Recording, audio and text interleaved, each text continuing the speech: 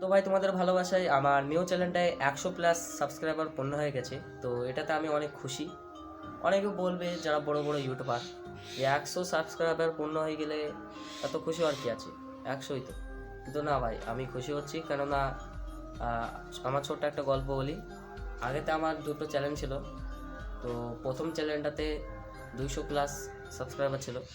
ওই চ্যানেলটা ব্যান হয়ে যায়। আহ, আমি কিছু মিউজিক ইউজ করেছিলাম যেগুলো হয়তো কপিরাইট ছিল, তাই কপিরাইট দিয়ে আমার চ্যানেলটাকে ব্যান করে দেওয়া হয়েছে। তবে দ্বিতীয় চ্যানেল খুলেছিলাম, সেটা 20+ সাবস্ক্রাইবার হয়েছিল, তো সেটাও ব্যান হয়ে যায়। তারপরে আমি এই চ্যানেলটাই খুলেছি। তো এটাতে আমি মেহনত করেছি এবং আমার 100+ সাবস্ক্রাইবার পূর্ণ হয়েছে।